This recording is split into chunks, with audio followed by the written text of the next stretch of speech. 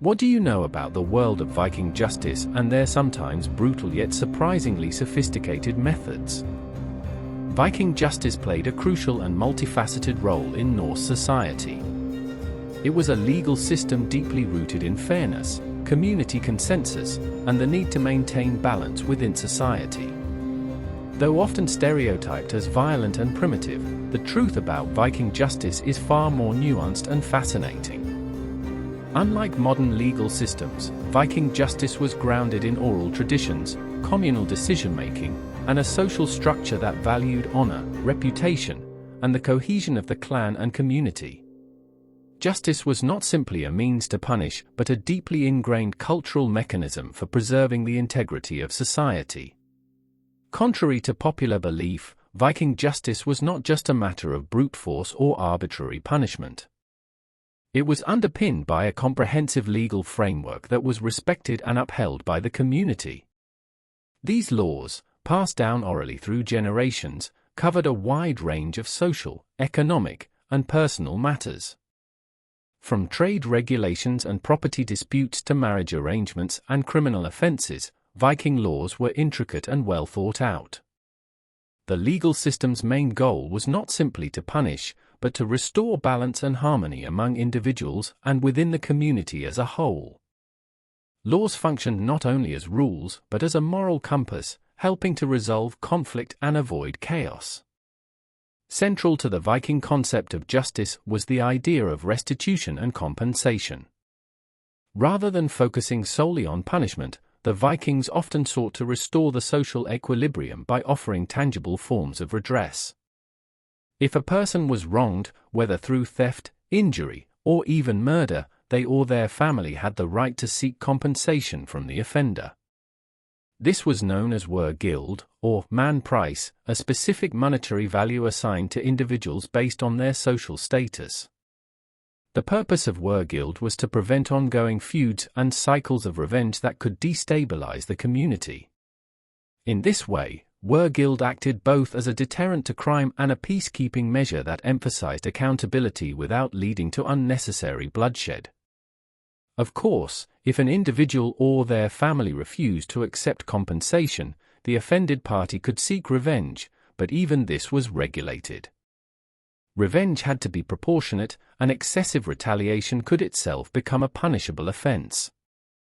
By establishing clear guidelines on retaliation and reconciliation, the Viking legal system promoted social stability and discouraged unchecked violence. These guidelines were essential for ensuring that justice did not spiral into endless cycles of vengeance. In many ways, this regulation of revenge echoes modern principles of proportional justice, where the punishment must fit the crime. Another remarkable aspect of Viking justice was its democratic nature. Unlike monarchies where a king or judge held absolute authority, many Viking legal decisions were made in public gatherings known as things. The thing was a local or regional assembly where free men of the community came together to discuss disputes, propose laws, and deliver judgments. These assemblies could range from small local things to larger regional ones, and they played a critical role in maintaining law and order. They served as both legal courts and legislative bodies, emphasizing the communal and participatory spirit of Viking governance. At the thing, cases were presented before a panel of respected elders or chieftains who acted as judges. The accused had the opportunity to defend themselves, and witnesses could be called to testify. Importantly, the principle of innocent until proven guilty was generally upheld. The burden of proof lay with the accuser, and verdicts were not rendered lightly. Community consensus was vital in determining guilt and appropriate punishment, reinforcing the collective nature of Viking society. These assemblies fostered transparency and accountability, giving citizens a voice in the judicial process and allowing public scrutiny of legal decisions. The laws themselves were preserved and transmitted by law speakers, individuals tasked with memorizing and reciting the legal code at assemblies. Since Viking culture relied heavily on oral tradition, the role of the law speaker was immensely important. These individuals were highly respected, and their interpretations of the law carried significant weight in judicial proceedings. Law speakers ensured that justice was both consistent and adaptable, providing continuity in an ever-evolving society. Their recitations at the Thing helped keep the law alive and present in the collective memory of the community. Punishments for crimes varied widely depending on the severity of the offense and the status of the individuals involved. In some cases, offenders could be fined, while in others, they might face harsher penalties such as flogging, mutilation, or even death. However, the most serious and socially devastating punishment was outlawry, banishment from the community. A person declared an outlaw was stripped of all legal protections and could be killed without consequence. This was effectively a death sentence, as survival outside the community was extremely difficult.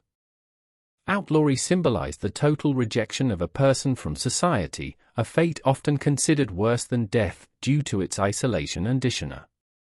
One notable example of Viking justice in action is the case of a man accused of murder. Rather than the matter being decided by a single authority, the entire community gathered at the local Thing to deliberate. After reviewing the evidence and hearing testimony, the assembly determined that the man was guilty. His punishment was exile, a harsh but not uncommon consequence for serious crimes. Being banished meant losing all ties to family, property, and community support. It was not merely a legal sentence but a total severing of one's social identity. The case illustrates how Viking justice emphasized collective decision-making and the importance of social cohesion. The deliberations at the Thing also show the community's role in maintaining fairness and moral order. The Viking justice system also placed significant emphasis on personal and family honor. A person's reputation was their most valuable asset, and maintaining it was a matter of pride and necessity. Because of this, many legal disputes were not just about justice but also about restoring honor. Families played an active role in legal proceedings, and collective responsibility was a common theme. If one member of a family committed a crime, the entire kin group could be held accountable, either through fines or reparations. This collective accountability reinforced strong kinship bonds and a sense of shared responsibility. This sense of collective responsibility served as a powerful deterrent to crime. Knowing that one's actions could bring shame and financial hardship upon their entire family created a strong incentive to abide by community norms. It also encouraged internal regulation within families and clans, as elders would strive to keep younger members in line to avoid collective punishment. The ripple effect of legal consequences served as a social mechanism that reinforced norms and values across generations. Viking law also extended to more domestic matters, including marriage, divorce, inheritance, and property ownership. Women in Viking society had certain legal rights that were advanced for their time.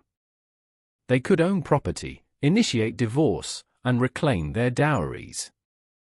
Legal disputes in these areas were often settled at the Thing, and the community played a role in ensuring fairness and accountability.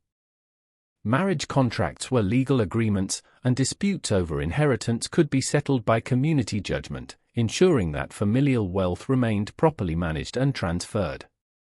Trade and commerce were also regulated by Viking law.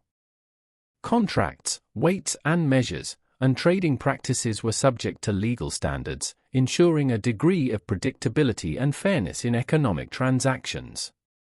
Disputes between merchants, whether local or foreign, were handled through the same legal structures, reinforcing the idea that Viking justice was comprehensive and adaptable.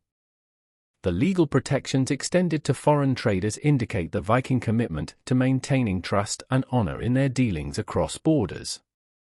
One of the most fascinating aspects of Viking law was its adaptability and reliance on social norms.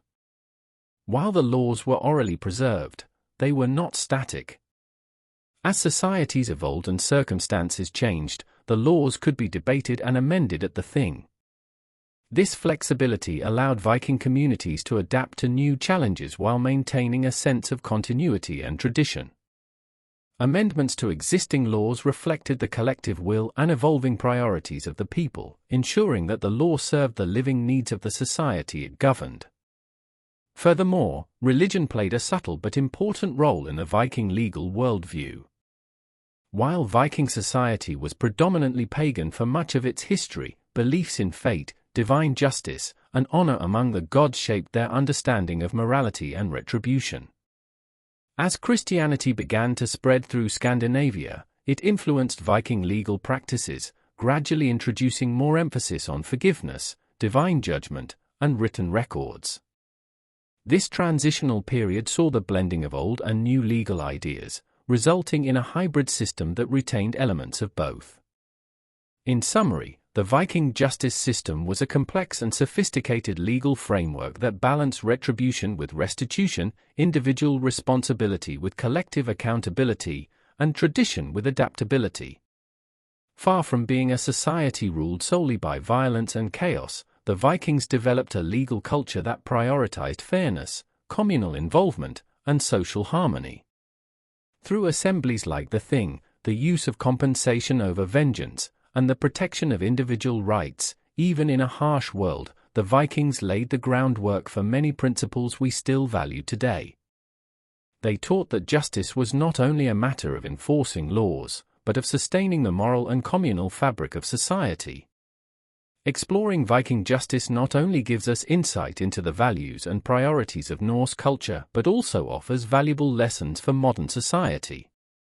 Their emphasis on community involvement, personal honor, and equitable resolution of disputes underscores the enduring human desire for justice, order, and connection.